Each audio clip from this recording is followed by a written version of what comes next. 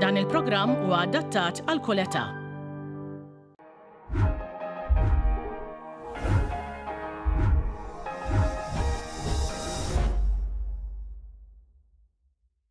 Dan il-programm se jitwassal lilkom bix-xewqa tajba ta' Asiago, Strand Palace Agency Limited, Valio, Le Naturelle, All-Italia, Interspa Supermarkets, Miracle Foods u Denby by Greg and Elul.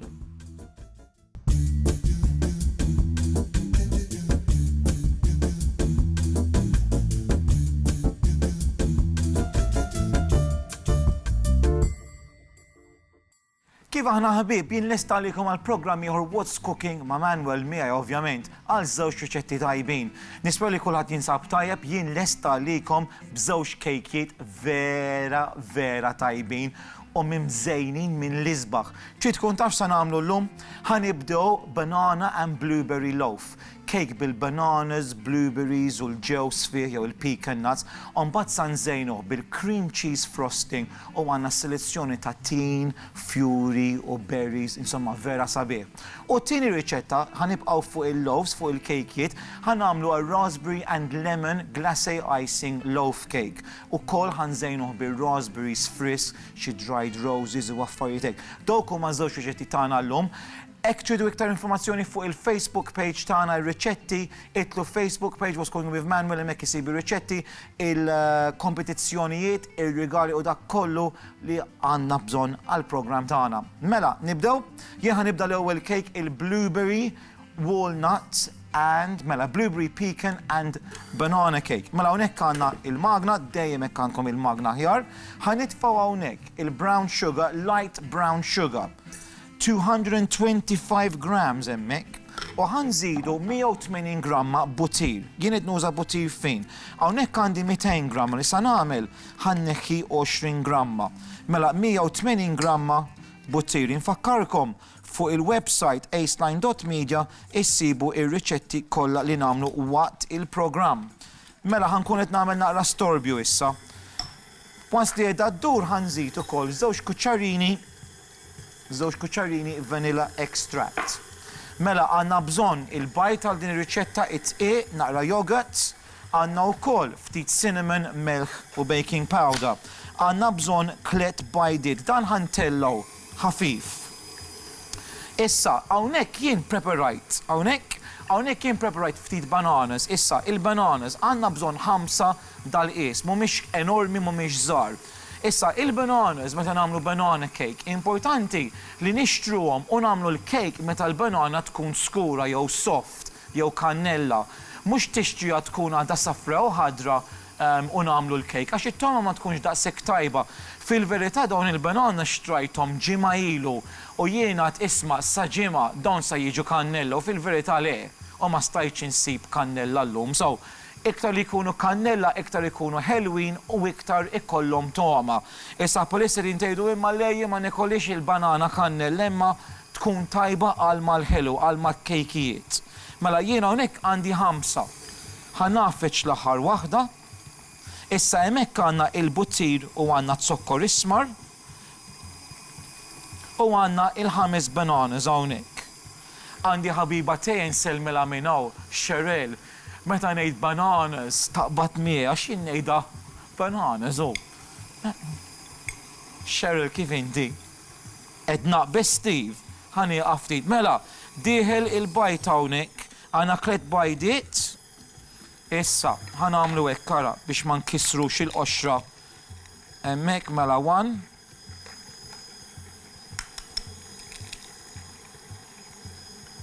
2 għaw biċ-10. Issa nlaqqata qabel nitfa' it-tielet waħda. Ups, ara x'għamilt, Manuel, x'qed tagħmel? Is-safra baqgħet li ġol qoxra hawnni ara. Kultant ikollok ġranet bħali nibda nċappas kullimkien, naħseb illum waħda minn dawk il-ġranet. Mela ħanlaqtu hawnhekk. Mela kellna 225 gramma zokkor ismar imma l-ħafif il-light. Kellna wkoll 180 gramma butir. U issa żidna ħanżidu it-tielet bajda. Mela, 3 bajdiet. Dawk daħlu hemmhekk, it-tielet bajda. Issa, għal din riċetta għandna dawn ingredienti. Għandi il-yogurt, hawnhekk għandna 120 gramma plain yogurt. Nistgħu nitfgħuh ukoll. Mela 120 gramma plain yogurt. Jien qed nuża Greek yogurt illum. Dak dieħel hemmhekk. Issa l-komplement ta' ingredienti. Għandna il-bananas. Mela, hawnhekk għandna l-5 bananas. U dan jagħmel cake kbir ħafna. Furdi aħna llum sa nużaw dan il-loaf tin hawnhekk ara kemm hu kbir. Xi 14 inches, 15 inches minn għalija. Issa ħanżidu wkoll għandi pecan nuts, hawnhekk għandi pecan nuts, għandi xi 50-60 gramma. Issa kull ma fadal li nżidu it-tqiq. Il-baking powder, mela hawnhekk għandna tqiq 375 gramma 375 flour, għandna 2 kuċċarini baking powder.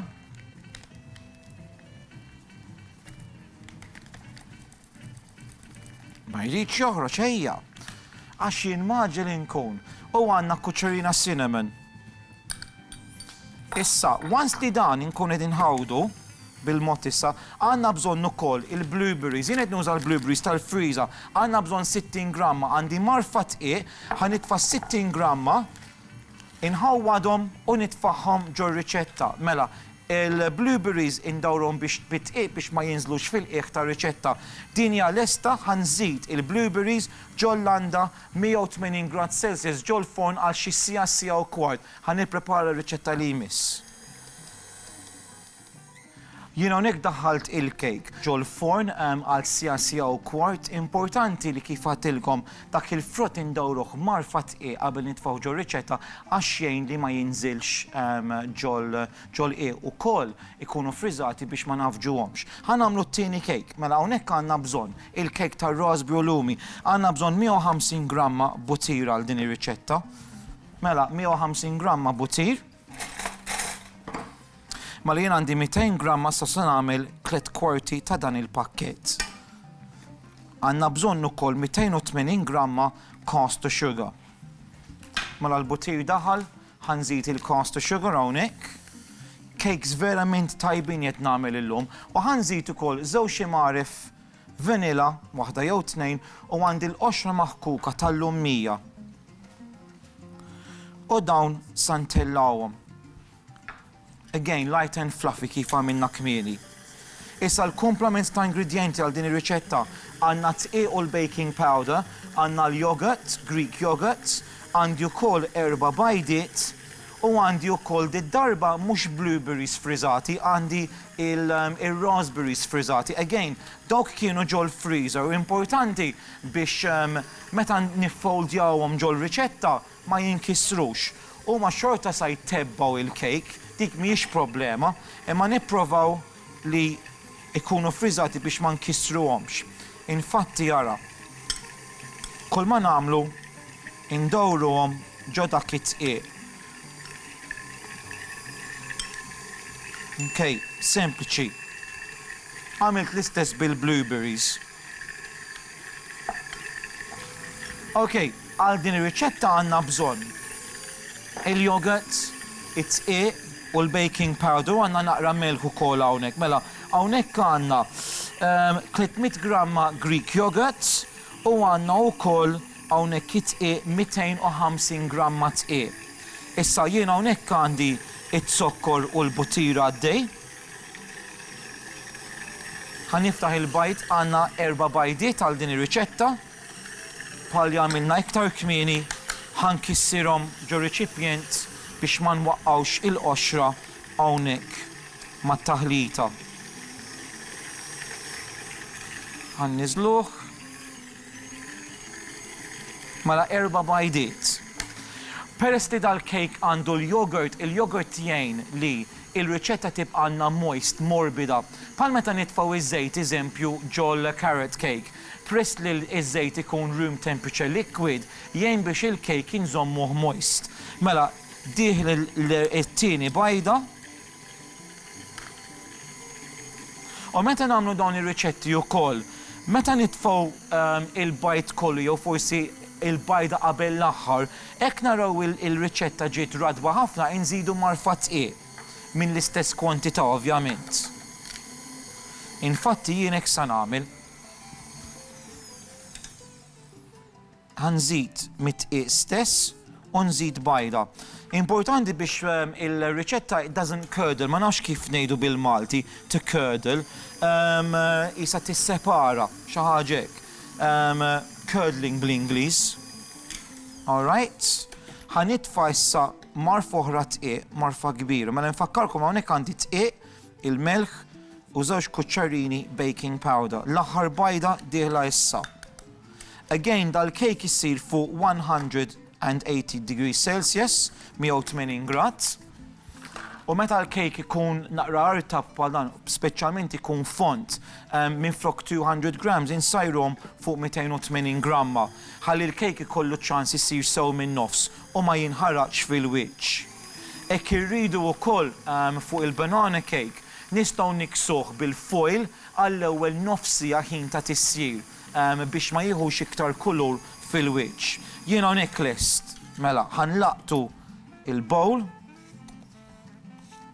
Issa kif għatilkom dawn iż-żewġ riċetti, sa jkolli toppings u dekorazzjonijiet differenti minn xulxin imma vera tajbin. Dal-cake sa nkun qed nagħmel lemon glace icing. Icing li ċarċar mat-tarf tal-cake u ħanżejnuh bil-raspberries friski, dried rose petals, verament tajjeb. Mela, issa, din importanti. Meta naslu biex nitfgħu il-yogurt kif ukoll it-tqiq, l-ewwel ħanżidu 1/3, mela thirds yogurt. Unħawdu. Ftit vurderi. Issa 1/3 mit-tqiq.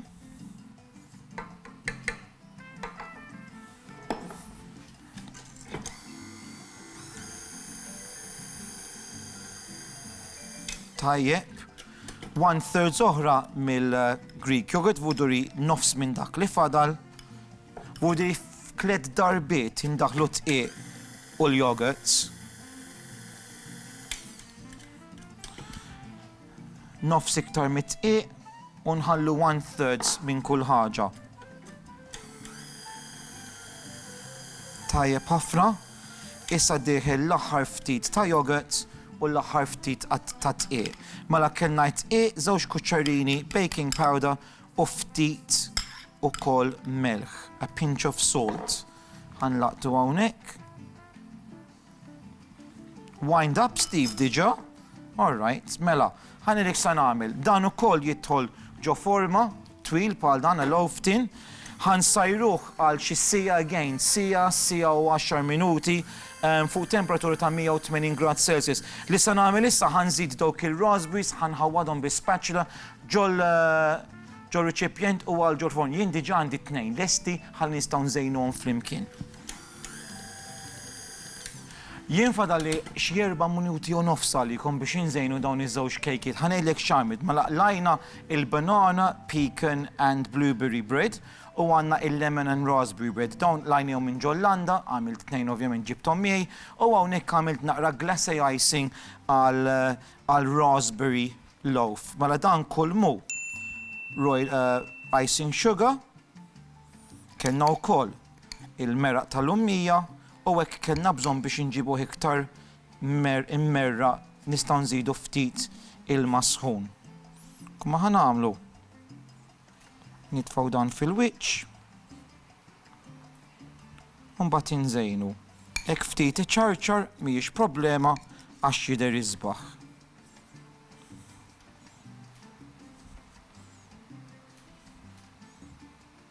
So, this is the lemon and raspberry. Tajjeb.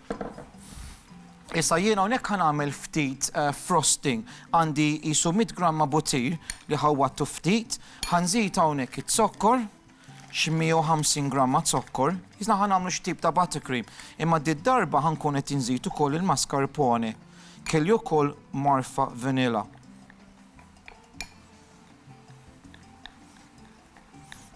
U dan se jkun il-frosting għal fuq il-banana bread.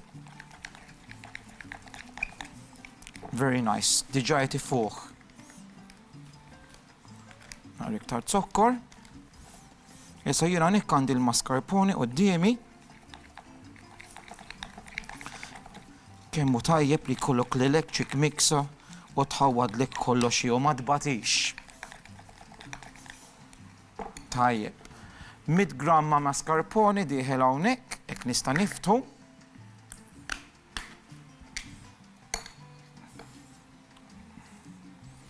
Tajjeb ħafna.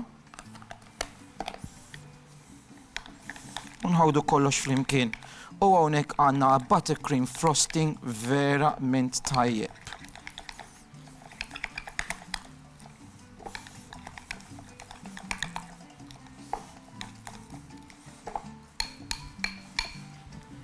Komplement tal-icing sugar.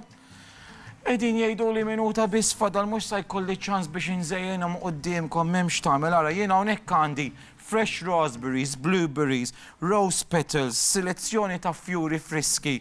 U issa waqt ir-riklami ħanżejjenhom ftit bil-kwiet. Hekk nagħmlu m'hemmx tagħmel, narawkom dalwaqt.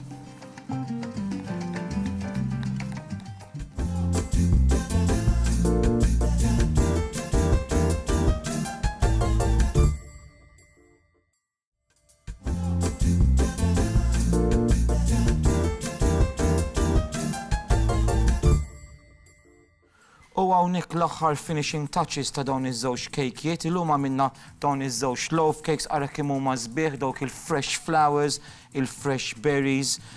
Huma biċċa arti fil-verità, imma dawn huma l-affarijiet li meta tagħmel il-cake jagħmlu dik id-differenza, it-tiżjien dawn il-fresh edible flowers. Importanti meta nużaw il-fjuri fuq il-kejkijiet bħal dawn huma edible, vurdi dawn nixtruhom minn ħwienet apposta biex inżejnu il-kejkiet u anki l-ikel normali bihom. Hekk intkom se titfgħu fjuri fuq il-cake bħal li konna nagħmlu fuq il-wedding cakes għadna nagħmlu, jew xi fjuri li mhumiex edible fuq xi ħaġa.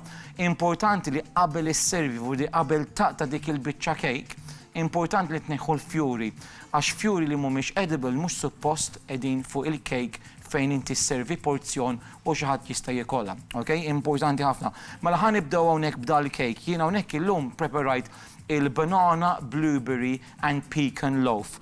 Huwa cake sabiħ ħafna, cake kbir, ir-riċetta mhix żgħira. Xi 13 inch, xi 30 something centimeters din hawnhekk. Għamilna dak il-cake bil-bananas, xi 5 bananas mashed, għamilna wkoll il-blueberries fl-aħħar u sajjar nieħġu l-forn. Għamilna dak it-tip ta' mascarpone buttercream fil-wiċċ. Imbagħad spiċċajna bil-figs, blueberries u l-fjuri.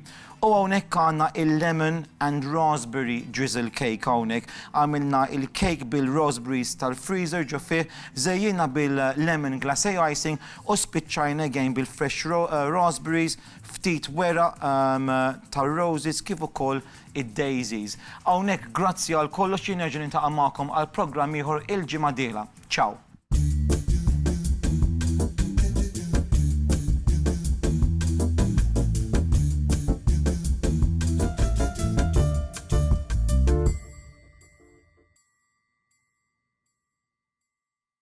Dan il-programm twassal lilkom bix-xewqat tajba ta' Asiago, Strand Palace Agency Limited, Valio, Le Naturelle, All-Italia, Interspa Supermarkets, Miracle Foods u Dembi by Greg and Elul.